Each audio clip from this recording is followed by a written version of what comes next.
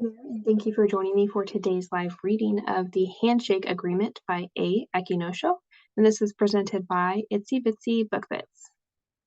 Chapter 1, Declan.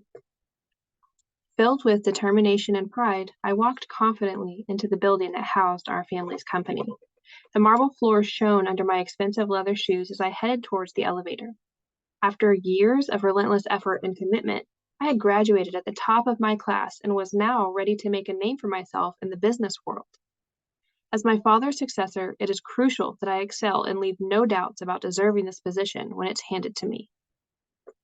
The elevator doors opened with a ding, and the musky scent of my dad's office immediately hit me.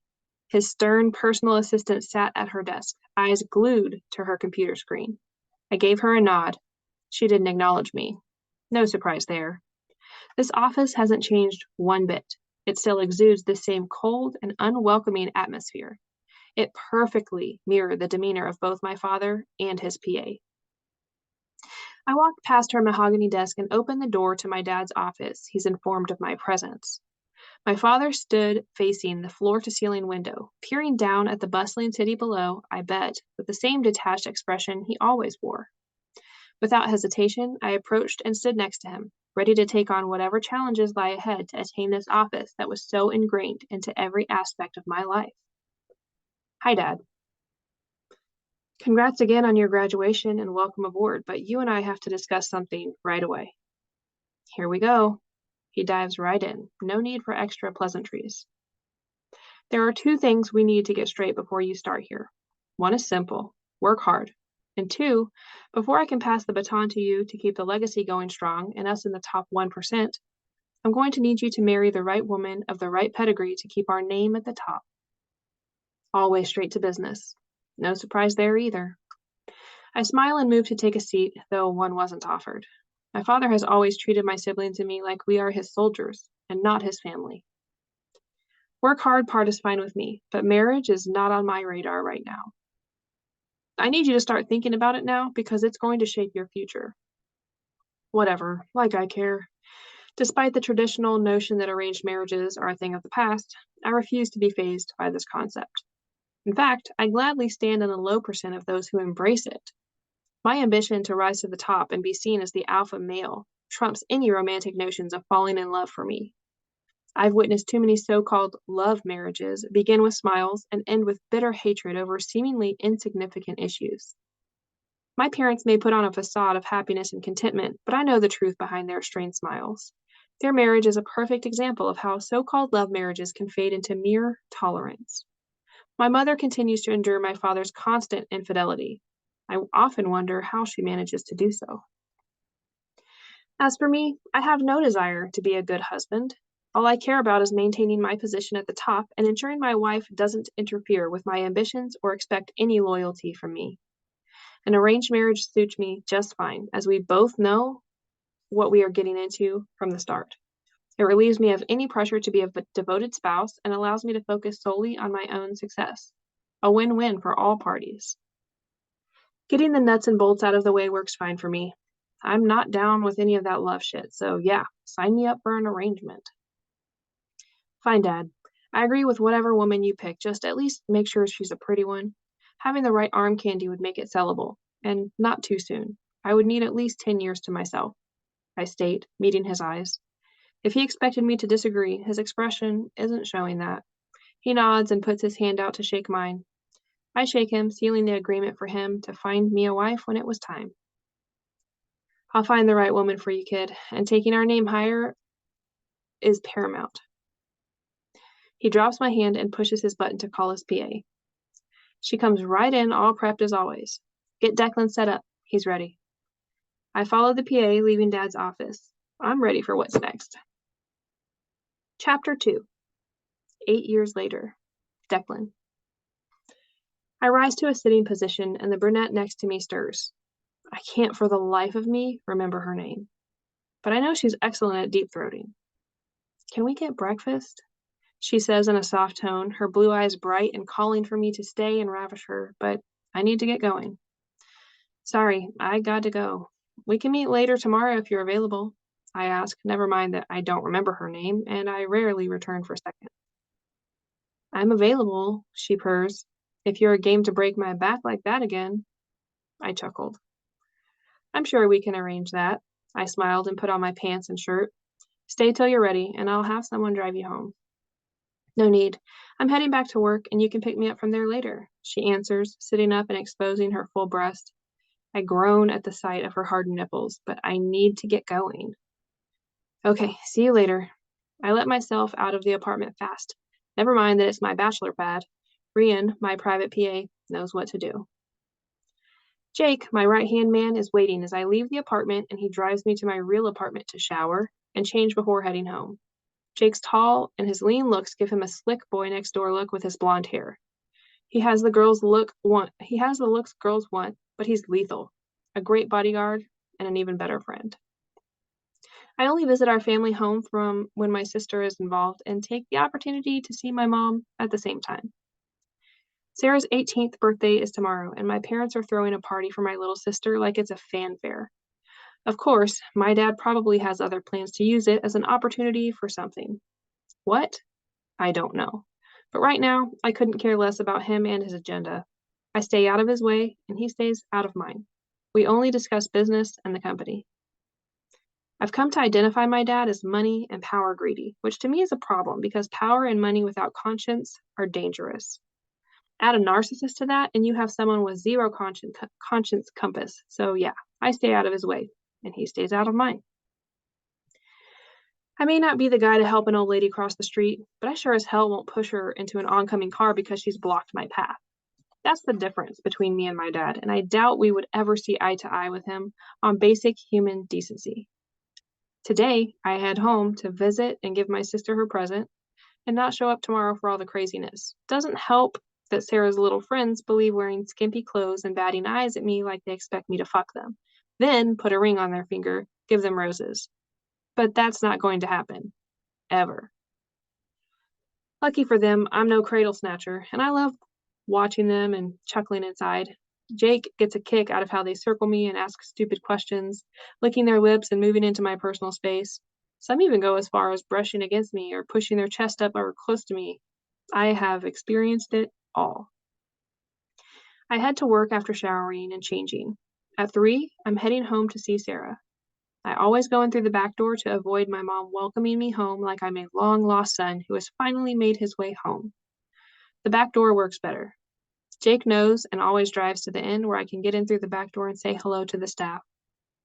Jake especially sees it as a perfect opportunity to visit Chef T. The only time I find my friend smiling is when he sees Tiana, aka Chef T. I go in and I can hear the echoes of my mom. The woman never rests, but I guess she needs to keep her mind busy from my dad and his diabolical behaviors. My mom, in her mid-50s, exudes radiance and elegance that makes her appear as if she's in her 40s. I doubt her commitment to always being radiant is to please my dad. He's the long-lost soul that I'm sure she sometimes hopes will drop dead. But as with everything in life, the good ones die quick, and the rotten ones stay alive and keep ruining things for the few good ones left. Sarah just called saying she needs a ride home. They finished earlier than planned, and I've sent the driver to pick up some things for tomorrow. This is a mess.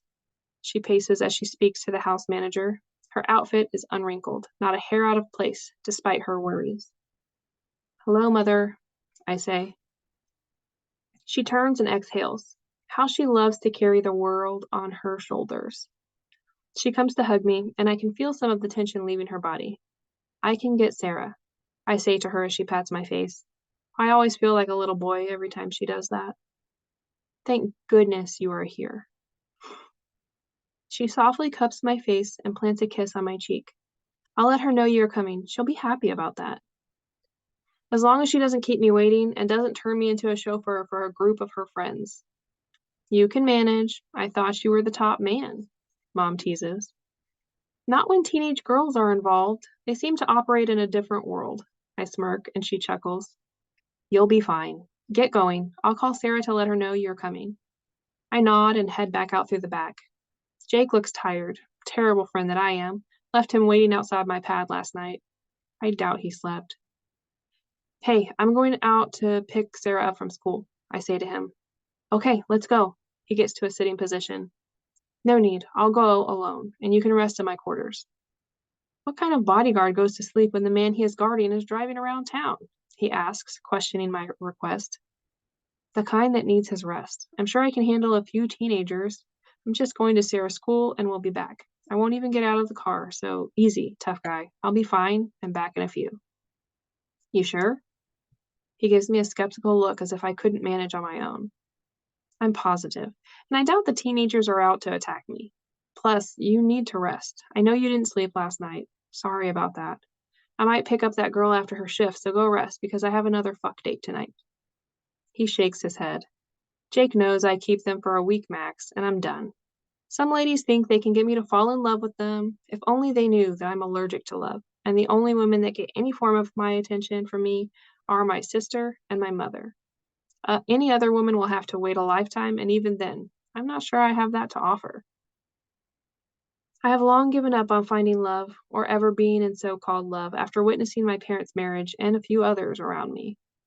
I checked out quickly and declared it's not for me, and I need not fool myself into wanting or thinking about it. My lifestyle of the more the merrier keeps me happy. I put my energy into making money and enjoying life with a beautiful woman. Life is good. Okay, so we are not staying for the party, Jake asks, confirming my plan. Fuck no. I can barely stand to be around my dad at the office, and you want to put me in a room full of more men like him? You might as well kill me yourself. He laughs. I'll go rest so we can leave after dinner. I hear Chef T is cooking tonight, he says with amusement. I nod and smile inside. Jake has a freaking hard-on for Tiana besides her food. I take the key from him as he heads to my quarters to rest, and I drive towards Sarah's school. My baby sister is beautiful, chatty, and a friend to everyone regardless of class or race. My brother Julian and I went to a private school, but Sarah had insisted on going to the public school as far as she was concerned. We live in an affluent neighborhood, so the school will be just fine. My parents had agreed after Sarah went on a starving cycle to convince my parents. They eventually accepted, though my dad's backward belief is to give her hand to the highest bidder in his power grab. I laugh because my sister is a passive aggressor and she won't go for it, though I sometimes cringe at the thought of Sarah in an arranged marriage. My mom calls to tell me Sarah will be waiting at door 1. Not sure why she has to keep doing that when I can call Sarah myself, but like I said, she carries the world on her shoulders. Getting closer to the school, I called Sarah, who answered right away. Hi, Deck. Hi, Chatterbox. Are you ready? Yes, but can you pick me up at door 2? I promised Anne that we would give her a ride home. She just went in to get her books. I try not to groan. This is what I didn't want, being a chauffeur for teenage babbling girls. Sarah, I'm not driving you and your little friends around today. I'm not in the mood. I forgot about her always wanting to turn me into a driver. Just Anne. I promise she missed the bus, and it's not out of your way. She lives down the street at the McAllister. Fine, I'll meet you at door 2. I go through the parking lot and find my way to door 2, which is apparently at the back of the school by the pool. I pull up and wait until she races out. I expected her to get in and we would leave. However, with Sarah, always expect the unexpected. Deck, we have a problem. Some idiot boy named Terry, who has a huge crush on Anne, pushed Anne into the pool. She's soaked. Please don't say anything. She already feels embarrassed. She pleads with her tone and warns with her daring eyes. Fine, I snap. Just get her and we can go. She turns to the door and waves her friend over. Anne, come on. Anne comes out head down with long braids covering her face, bare feet, wet pants, and holding her wet shoes in one hand and school bag in the other, a wet towel wrapped around her waist. She certainly fits the description of someone not having a good day. She moved in a ginger pace, like the wet clothes were dragging her down. Sarah helps her fold her towel as she gets inside. I think I heard her mumble hi, but nothing else. Sarah closes the door and gets in the front passenger seat. On the drive, Sarah chats about everything they should plan to do to the Terry boy who got Anne wet, but I do not hear a sound from Anne. She's looking out the window, only giving monosyllabic mumbles, and that doesn't stop my chatterbox sister from going on and on with her payback plans to Terry and no response from Anne. We are going to trick him into the pool, push him in, and throw his school bag in too, Sarah said with so much conviction and excitement. She turned to Anne, making funny faces, and Anne giggling along with her. She pulled her braids off her face with a bright smile, and I couldn't help but notice her stunning features. In a split second, our gazes locked, and a spark passed between us. Sarah turned back in her seat, unaware of the intense chemistry Anne and I just experienced. As I drove, I couldn't help but steal glances at her, hoping for another fleeting connection. And every time our eyes met, it felt like there was something unspoken passing between us before she looked away. I pulled up in front of the McAllister's residence, still surprised. Colin, my childhood friend, moved back to the residence he grew up in with his new wife, Lily. I hear they have twins now, without thinking. I turned to Anne, who's out of the car, grabbing her shoes and bag and darting my eyes. How are the twins? They are good, getting big, she answers in a dulcet tone. I hear her British accent, which was unexpected. She still avoids my eyes. 2 boys, right? I want to hear her soft yet forceful voice again. 2 girls, she replies, holding my eyes for a split second. Thanks for the ride, and I'm sorry about the wet seat.